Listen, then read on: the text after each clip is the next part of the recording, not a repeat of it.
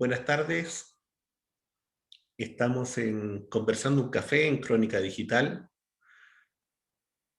acompañados hoy por el médico Esteban Maturana, subdirector de la Confusam. Eh, Esteban, ¿cómo estás? Buenas tardes. ¿Cómo va el mundo entre tanta confusión que parece haber y en donde uno busca claridad por diferentes lados? Eh, Quisiera plantearte, bueno, ¿cómo ven ustedes como desde la Confusam y en tu función, ¿no es cierto? Y en la relación que tienes con el gremio con el gremio de la salud, ¿cómo ven ustedes esta situación hoy? Haciendo una comparación, ¿no es cierto?, hace un año atrás, del golpe que significó 5.000 y hoy día estamos en 7.000 y pueden ser más también. ¿Cómo ves tú eso? Bueno, para nosotros lo que está ocurriendo, desgraciadamente, no nos sorprende. Desde los inicios de la pandemia, nosotros señalamos que habiendo llegado a Chile en marzo del año pasado, el primer caso, que rápidamente empezó a reproducirse al interior de nuestro país, y en base a la experiencia de lo que estaba ocurriendo en otras naciones que ya habían vivido desde meses antes el problema de la pandemia, dijimos con claridad, y no solamente nosotros como organización, sino las organizaciones científicas, el Colegio Médico, epidemiólogos, infectólogos, salubristas de reconocida trayectoria, lo dijeron con mucha claridad, que enfrentábamos una situación extremadamente compleja y que el gobierno de Chile iba a tener que tomar decisiones para poder controlar la pandemia, y que desde el principio advertíamos que para el gobierno se iba a generar una situación compleja y contradictoria, un dilema sustantivo, por una razón muy simple. En materia de la pandemia, hay un efecto sanitario complejo, grave. Ya sabemos que tenemos millones de contagiados, millones de muertos, y no solamente tenemos efectos en la vida y la salud de las personas. Esto también ha generado una crisis en la economía global y en la nacional también, por supuesto, sin precedentes desde la Gran Depresión, un escenario propio de una guerra, propio de lo que ocurrió a principios del siglo pasado, el último siglo del milenio pasado con la gripe española.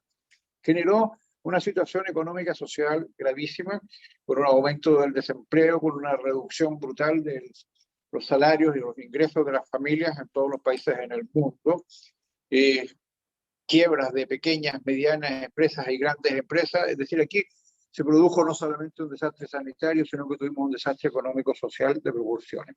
Frente a esta situación, distintos gobiernos optaron por definir prioridades en distintas lógicas. Tenemos el caso de un país como Nueva Zelanda, que desde sus orígenes, China también, Vietnam también y otros países, Uruguay mismo, Argentina, que señalaron con claridad desde los orígenes. Angela Merkel también, debemos reconocer que lo señaló desde los orígenes de la pandemia, que este problema había que enfrentarlo poniendo el acento en los problemas sanitarios, es decir, en resguardar, proteger, cuidar, salvar la vida y la salud de las personas, y que, tal como lo dijo Alberto Fernández muy atinadamente en su minuto, si bien la economía puede entrar en problemas, pero la economía se puede recuperar. Las vidas humanas no se recuperan, se pierden simplemente. Bueno, países como Nueva Zelanda optaron por el camino de resguardar y proteger la vida y la salud de la población junto a los otros países que mencioné, y los resultados que ha tenido, y especialmente Nueva Zelanda, han sido espectaculares. Es decir, había una forma de enfrentar la pandemia que garantizaba un éxito categórico en el control de la pandemia. Es cuestión de ver los números de contagios, la cantidad de muertes que han habido en Nueva Zelanda, y comparémoslo, vamos a mencionar solamente ese país porque es el mejor ejemplo que tenemos, y comparémoslo con otros países en los que se privilegió el problema económico. Y si bien se tomaron medidas de índole sanitaria, pero se hizo prevalecer el tema económico, es decir, había una preocupación por proteger y resguardar los intereses de las grandes empresas, y particularmente las grandes empresas transnacionales, porque de las pequeñas y medianas empresas la verdad no dio mucha preocupación, y mucho menos por la situación de las personas y las familias como tales. El ejemplo más claro y categórico, hay dos ejemplos claros y categóricos en el mundo, y particularmente en la región de las Américas, Estados Unidos y Brasil, en que hemos visto ya Estados Unidos, el país con el mayor número de contagios. Fuimos testigos de la forma en cómo Trump enfrentó la pandemia, desconociendo el problema, haciendo unos análisis descabellados, con tesis de conjuras internacionales chinas, el peligro amarillo, qué sé yo, y en el mismo juego cayó Bolsonaro.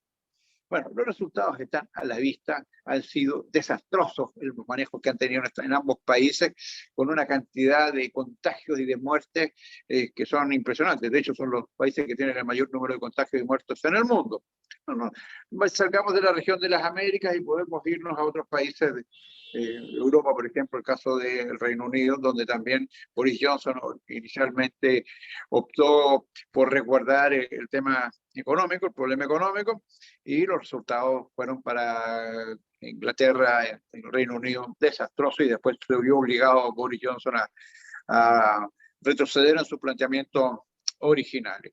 Entonces, el tema es que se sabía de antemano cuál era la receta, cuál era la fórmula, cuál era la estrategia que debía Chile seguir, pero bueno, desgraciadamente nuestro gobierno es un gobierno de empresarios, partiendo por el propio presidente de la República, varios de sus ministros, que tienen fortunas personales impresionantes. Piñera es uno de los hombres más ricos del país, y no solamente del país, está en el listado Forbes de las grandes fortunas a nivel mundial. Tenemos como país pequeño que pesamos la nada misma en el Producto Interno Bruto Mundial, sin embargo tenemos a varias familias chilenas dentro de las más ricas del mundo. Impresionante, incluso entre las 100 mayores fortunas y de las 10 mayores fortunas a nivel mundial. Me da cuenta de uno de los graves problemas que tiene la economía chilena, que es la brutal concentración de la riqueza. Bueno, obviamente el gobierno habló de resguardar y proteger la salud y la vida de las personas, pero en la práctica lo que hizo el gobierno fue resguardar y proteger la salud de las grandes empresas chilenas. Y obviamente no se tomaron las medidas sanitarias que correspondía tomar. Tuvimos una primera oleada en la que tuvimos en algunos momentos más de 6.000 casos días, tuvimos un índice de ocupación de camas críticas de más del 90%, muy bajo el nivel de testeo, trazabilidad y aislamiento que se logró. No nos metamos en los problemas de corrupción, Zúñiga y otros cuantos pescados que se aprovecharon de esto, etcétera. Pero y sí, si bien no solamente no se tomaron las medidas sanitarias que correspondían, que era priorizar el testeo de trazabilidad y aislamiento como elemento central en el control de la pandemia, tampoco en el ámbito económico nos fue muy bien, porque las medidas que el gobierno ha ido tomando han sido del todo insuficientes para la inmensa mayoría de las ciudadanas y ciudadanos. Sin embargo, sí ha tenido una mano muy cariñosa para las grandes empresas. Así que, obviamente, esta era una situación que era del todo predecible. De hecho, ya a fines de año y principios de este año, en algún momento se llegó por parte del gobierno a plantear que estábamos ya en una fase de relajo, que el país podía empezar a entrar en la normalidad. Algunos hablaron de los verdes y cosas por el estilo. Disculpa, Esteban, incluso se habla, ¿no es cierto? Incluso hoy día, yo te digo, hasta hoy día en la mañana, en los matinales, tú vienes y escuchas de que estamos a 100 días, ¿no es cierto?, de lograr esta inmunidad de rebaño. Y se habla mucho de eso a partir del tema del proceso de vacunación, que nadie discuta y que no se ha hecho medianamente bien. Pero otra cosa es que el impacto sea el que se está diciendo que es. No sabemos. La verdad yo no lo desconozco, por eso te lo pregunto, y yo creo que la ciudadanía tampoco lo sabe. Escucha. Efectivamente, el tema central hoy en día es el tema de la vacuna, y en eso el gobierno se echó muchas flores, porque sí, efectivamente, como buenos negociantes que son y que tienen el olfato muy astuto para percibir los negocios, fueron rápidamente hábiles en negociar con distintos laboratorios de la posibilidad de que a Chile llegaran las vacunas. Y hoy día disponemos de una buena cantidad de vacunas que va a permitir vacunar a la población. Pero ya lo advirtió la Organización Mundial de la Salud y lo han advertido los salubristas y gente con experiencia en la materia. Para lograr inmunidad de rebaño, nosotros tenemos que vacunar al 80% de la población. Y eso significa vacunar a más de cerca de 10 mil millones de personas, 10 millones de personas en nuestro país, perdón. Y con las dos dosis, no con una sola dosis. Al día de hoy tenemos 6 millones de dosis de vacunas colocadas. No son 6 millones de personas que estén ya desarrollando inmunidad, porque la inmensa mayoría tienen una sola dosis. Faltará mucho camino que recorrer para tener las dosis, pero además una vez que cada persona tiene las dos dosis de la vacuna que estamos usando en el país, tiene que pasar un periodo de 2 a 3 semanas para que esa persona desarrolle inmunidad. Pero además, como lo advierten los organismos internacionales, la OMS y la OPS, no solamente hay que vacunar para lograr tener una cantidad de población protegida con anticuerpos suficientes para cortar la transmisión. Hay que mantener la política de testeo, trazabilidad y aislamiento. Hay que seguir detectando los casos, y en los casos positivos hay que aislarlos, y en caso que se requiera tratarlo. Y eso no se está haciendo. Si confiamos solamente en la vacuna, bueno, los resultados ya los tenemos a la vista. Tenemos estos últimos días un promedio de 6.000 casos diarios, una cantidad de fallecidos por día de cerca de 100. Cada 15 minutos se está muriendo algún chileno, chilena, inmigrante incluso, por causa de COVID-19. Y obviamente eso todo era absolutamente evitable. Nosotros queremos ser muy enfáticos. Todo lo que el país está viviendo es absolutamente evitable. Y por supuesto rechazamos de plano el triunfalismo con que París, anteriormente Mañalich, el presidente de la República y sus autoridades de gobierno han pretendido plantear como manejo de la pandemia. Si uno analiza la cifra más dura, y la cifra dura es los muertos que tenemos en el país. Chile es uno de los países que tiene unas más altas tasas de mortalidad por causa del COVID-19 en el mundo, y la cantidad de muertos que tenemos no son nada 21.000 o 22.000, que son las últimas cifras. Tenemos una cantidad de muertos que se acerca ya a los 30.000 y casi 1 millón de contagiados. Visto desde esa perspectiva, uno no puede llegar a otra conclusión más que el manejo que ha hecho el actual gobierno de la pandemia ha sido desastroso, y obviamente merece incluso el calificativo de negligencia criminal por la cantidad de muertos que tenemos. Esteban, y desde el punto de vista de la organización como tal, de la Confusam, en los diálogos que ustedes han podido tener, me imagino, con algunas autoridades, ¿cómo han sido esos diálogos? En qué tono? ¿En qué mirada? ¿Hay ánimo de escuchar, o se da lo que dice la presidenta del Colegio Médico, que en el fondo son reuniones en las que se dicen cosas y al final se corta y se hace lo que el gobierno tenía preestablecido nomás, y son reuniones, por decirlo de algún modo, de retoque para la platea? Desde los inicios de la pandemia, distintas organizaciones señalamos la necesidad de generar un espacio de diálogo y de debate multipartito para abordar el problema de la pandemia, porque eso no era un problema solamente del sector salud y sus trabajadoras y trabajadores. Es un problema que tiene muchos componentes, no solamente sanitarios, componentes económicos, componentes sociales, y que requieren un abordaje multidisciplinario. Y por eso era importante instalar una mesa amplia. Y el gobierno instaló una mesa, la mesa COVID-19, dirigida por el ministro del Interior, entre paréntesis, pero se dejaron fuera organizaciones tan relevantes como la Confusam, la organización que representa al mundo de la atención primaria, que es la primera línea en el control de la pandemia, porque nosotros somos el sector de salud que tiene la mayor cobertura a nivel nacional. Nosotros estamos desde Arica hasta Punta Arenas, cubrimos el territorio en el ámbito urbano y en el ámbito rural, y como país tenemos un nivel de cobertura de salud cercano al 100%, y eso es gracias a la atención primaria. Sin embargo, fuimos excluidos de la mesa COVID. Las conversaciones con el primer ministro de Salud fueron bastante complejas. No tenemos otra opinión más que Mañalich, como siempre lo conocimos en su primera oportunidad como ministro de Salud. Es un personaje que escucha pero no oye, que mira pero no ve, etcétera. Y claramente él tomaba las decisiones en conjunto con el presidente de la República, que a su vez tenía como referente sustantivo en las tomas de decisiones en lo que se conoce como el segundo piso de la moneda. Hay muchos que hacen bromas muy a menudo y muchos memes circulan ahí con que el verdadero poder en la moneda no está nada en la oficina del presidente de la República, sino que está en la oficina de Cristian Laroulet.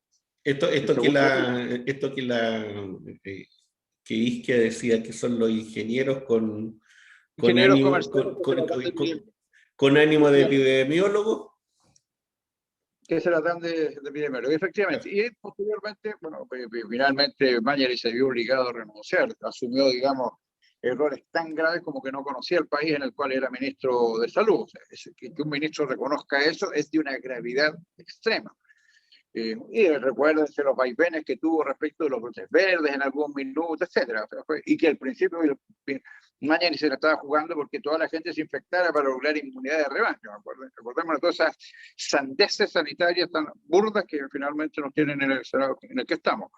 Y después llega París, que viene con una postura distinta, abierto al diálogo, a escuchar, incluso en alguna oportunidad se le vio ayer una funa y que actuó, digamos, con bastante mesura y ponderación, pero de verdad que uno tiene la certeza hoy en día que es preferible tener a un tipo soberbio, matón, mafioso, autoritario y prepotente como Mañalich antes que alguien que dice que está abierto al diálogo, a los acuerdos, pero al final del día es un personaje que en la práctica no corta, se ha quedado más que demostrado, porque las decisiones no las toma el Ministerio de Salud, sino que se toman en la moneda y se toman en el segundo piso. Las decisiones no las están tomando los sanitaristas, los salubristas en Chile, las están tomando los tecnócratas que privilegian la economía por encima de consideraciones de otra índole. Y eso quedó absoluta y meridianamente claro con este tema de las vacaciones, los permisos de invierno. Un desastre de proporciones. Se dieron millones de permisos de vacaciones, perdón, de verano.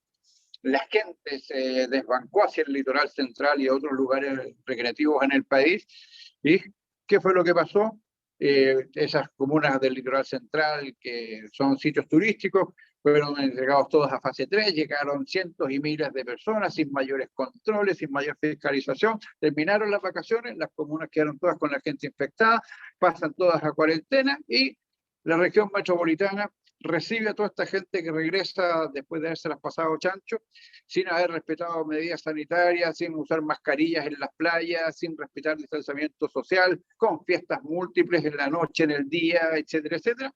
Y hoy estamos con más de 6.500 y tantos casos, 7.000 casos cada día y muertos ya cada 15 minutos con las UTIs copadas, con el agravante, además, de que el personal de salud está cansado, está agotado y no tenemos muchísima capacidad de incrementar mucho más la dotación de salud porque ya está trabajando casi todo el mundo y obviamente eso también es un agravante más respecto del manejo de la pandemia el año 2021 respecto a 2020. ¿Cómo tú ves, y desde ese punto de vista, cómo es el estado de ánimo de los trabajadores de la salud, con los que tú te encuentras, con los que tú dialogas? ¿Cuál es la situación de ellos? ¿Cómo los ves tú? Bueno, vemos una situación compleja porque tenemos incluso ya una dotación bastante reducida, tenemos un 25 o 30% de personal con licencias médicas, porque el nivel de estrés es brutal, el nivel de agotamiento es brutal. Pero además también tenemos personal que tiene edades superiores a los 60 años, mujeres, 65 hombres, personal con patologías crónicas que no pueden estar obviamente en la primera línea porque lo único que ocurriría es que se infectarían y empezarían a ocupar camas críticas y personal de salud y por lo tanto hay que tenerlos alejados de los establecimientos de primera línea.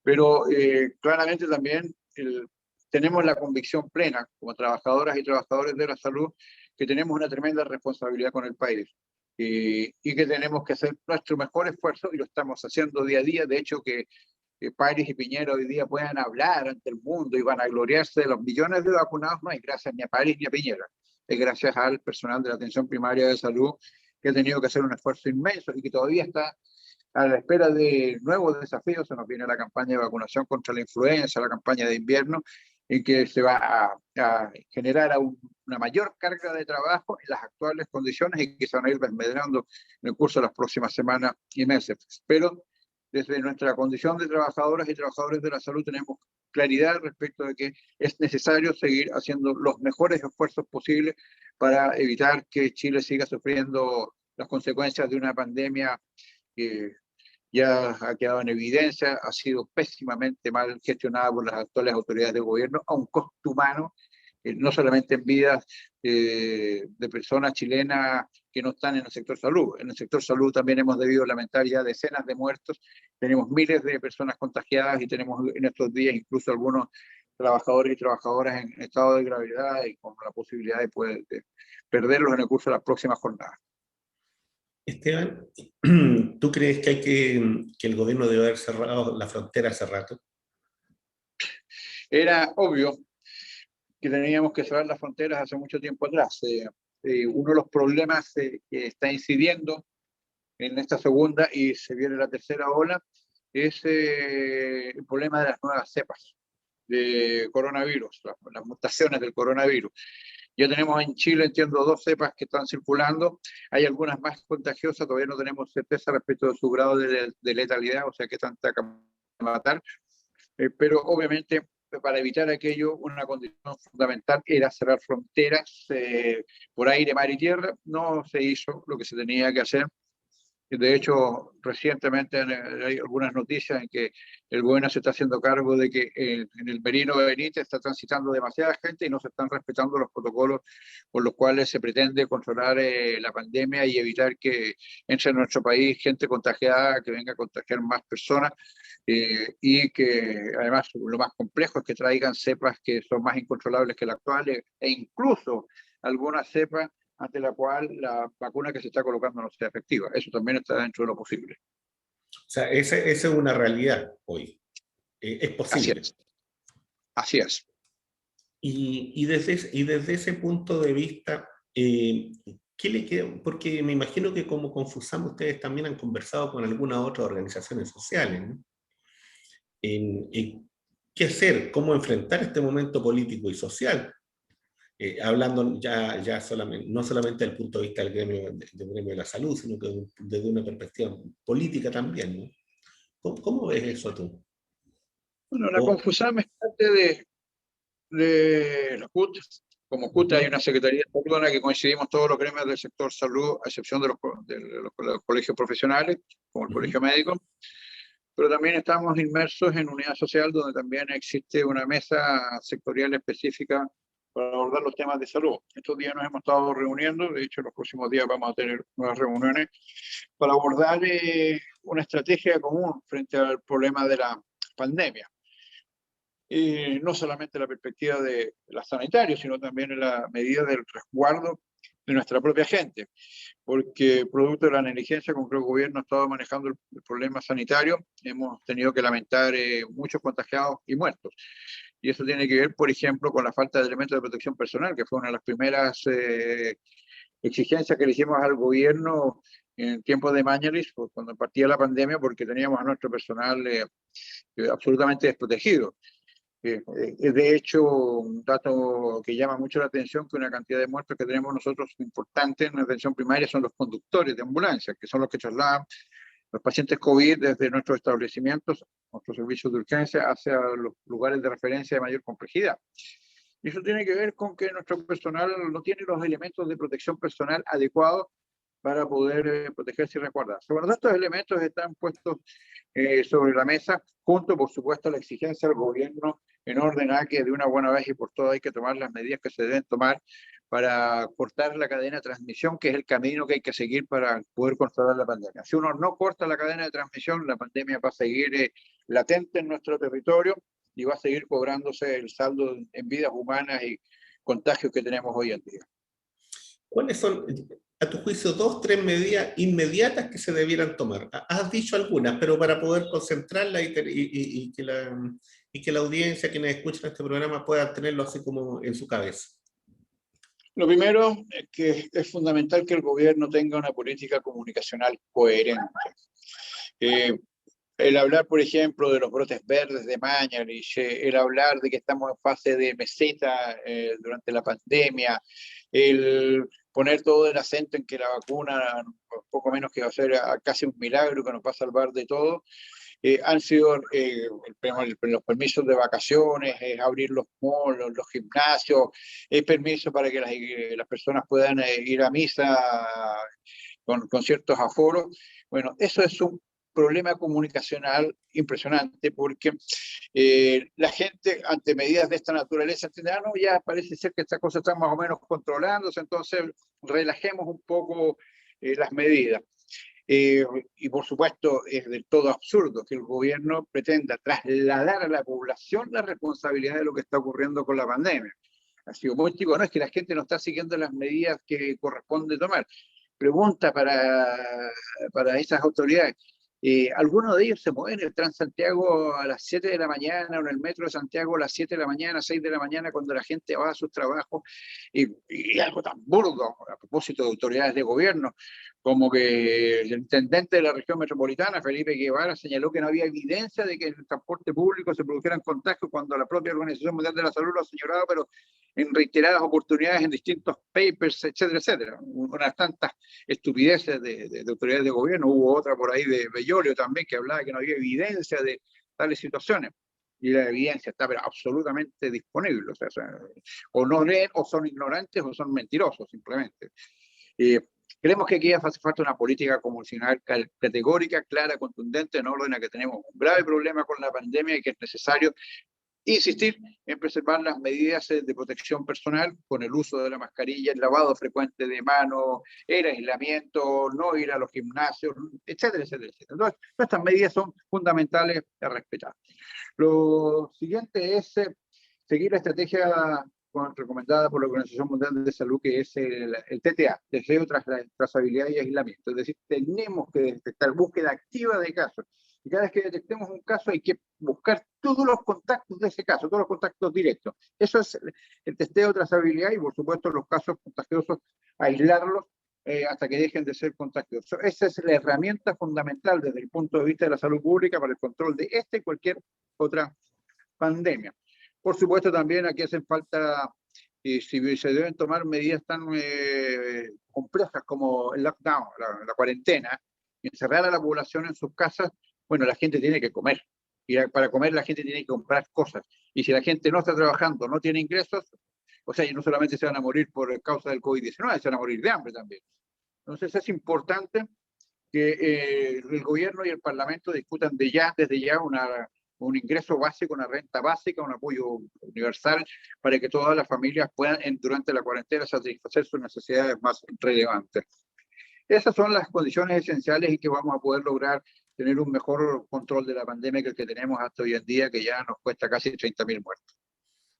Y esta insistencia del gobierno en el regreso a clase, en tener a los niños en los colegios. Bueno, hay una necesidad también, ¿no? Hay una necesidad que uno le entiende. Hay una necesidad de los padres de tener a los niños en los colegios, porque los padres necesitan trabajar y no siempre está esa tranquilidad ni los espacios. Es cierto que hay una serie de situaciones que son tremendamente complejas, que significa tener a los niños en el hogar, tener quien los cuida, si tienen las conexiones, o sea, hay todo un drama ahí. Pero sin embargo, a pesar de todo eso, la solución era esta insistencia de venir y volver a llevar a los niños al colegio o instalar esta idea, ¿no es cierto?, de que se instaló al final en casi todos los que, por lo menos los que yo conozco, que entre esta virtualidad media. ¿Qué te parece a ti eso? ¿Cómo ven ustedes eso? Esa visión, ¿no es cierto?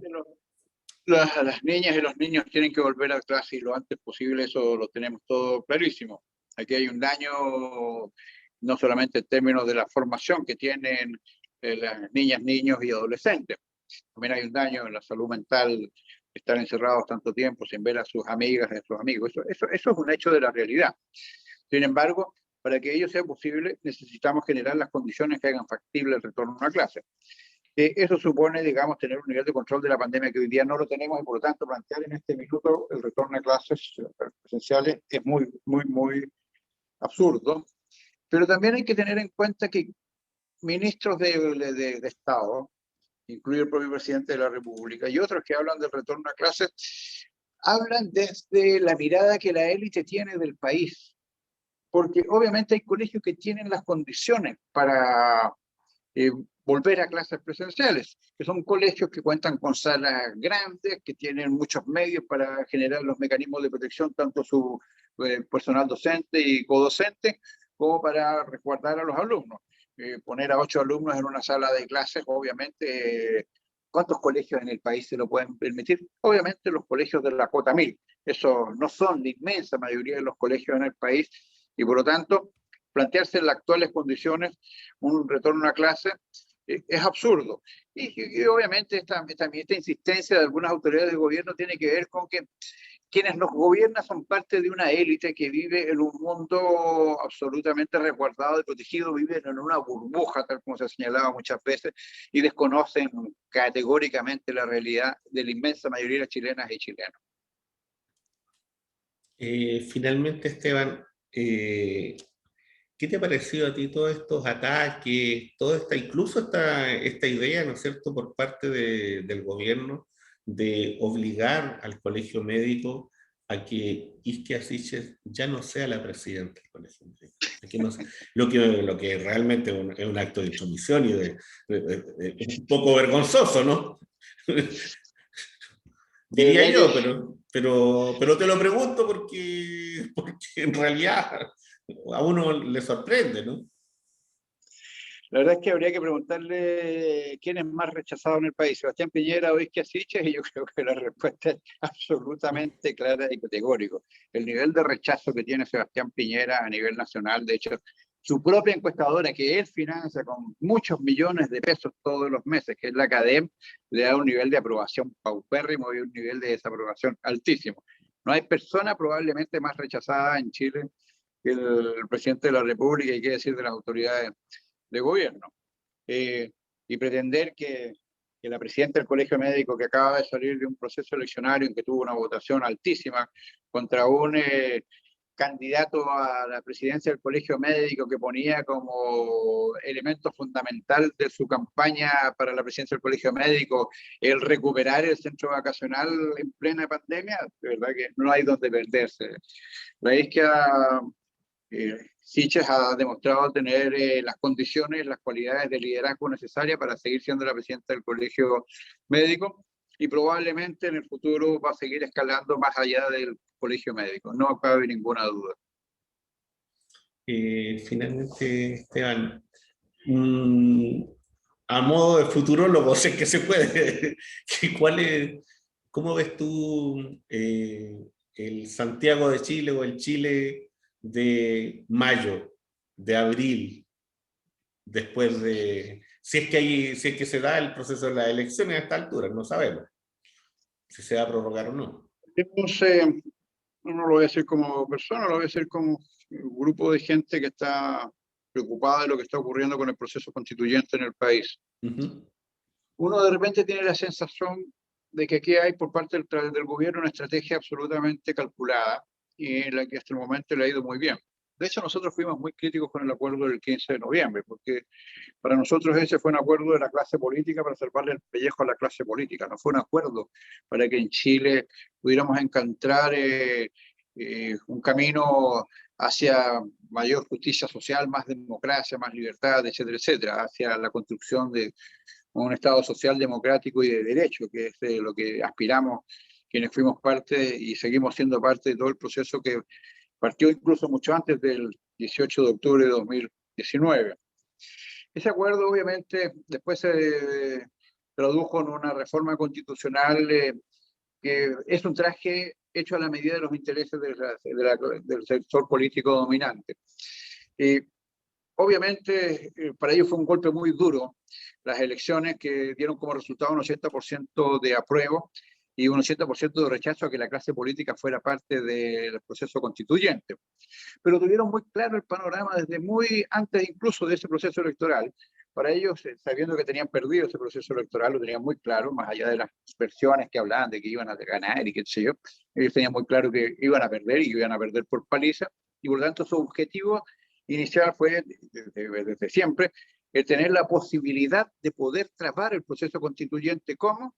Con los 2/3 de quórum exigido para aprobar las normas. A la derecha, a la gente del rechazo, al gobierno actual, le basta con 1/3 más 1 de los votos en la Asamblea Constituyente para evitar que se pueda imponer una visión de una carta constitucional que tenga la lógica del Estado Social Democrático de Derecho. Y como tienen tan claro esto también tienen muy claro que en la medida en que más gente vaya a votar, sus opciones de tener ese tercio se disminuyen, se reducen, porque la inmensa mayoría de los ciudadanos va a estar por la opción que fue la que triunfó en el apruebo, y votarían por los candidatos y candidatas que son parte del apruebo y no por los del rechazo, obviamente. O sea, votar hoy en día por una Marcela Cubillo, que fue la cara visible del rechazo y que hoy se presenta en la Asamblea Constituyente como candidata, de verdad, sería impresentable. O sea, debería tener los votos solamente de su sector, por cierto. Pero mi impresión es que, de muchos de nosotros, es que al gobierno le conviene mucho una votación el 11 de abril en condiciones del estado actual de la pandemia, porque se reduciría muchísimo las opciones de que la gente vaya a votar masivamente los días 11 y 12 de abril. De hecho, el llevar a 2 días el proceso eleccionario también tiene sus bemoles. También hay hechos que dan para pensar en orden a que eso también está calculado como una forma de disminuir la participación en las elecciones para el proceso constituyente en abril. Dudo que salvo que ocurra un desastre sanitario mayor, por supuesto, dudo que se posterguen las elecciones, porque además también Sebastián Piñera tiene muchísimo interés en pasar a la historia como el hombre que firmó la primera constitución paritaria en la historia de la humanidad. Quiere pasar a la historia por algo, por lo que sea, ¿no? A esta altura. Bueno, No, ya pasó a la historia. Ya pasó a la historia como un dictador en democracia. Sí, sí. Bueno. Y que tiene 30.000 muertos en su conciencia ya. Bueno, dejemos entonces esa última frase, ¿no es cierto?, para cerrar este programa de hoy. Agradecerte, Esteban, el tiempo, la disposición siempre con Crónica Digital. Y bueno, y esperemos que podamos conversar ya de otros temas en algún momento, ¿no? Y que no tenga que ver con estas situaciones tan trágicas que es las que estamos viviendo. Saludarte, mucho gusto. Pues. Siempre disponible. Salud. Ya, pues, muchas gracias.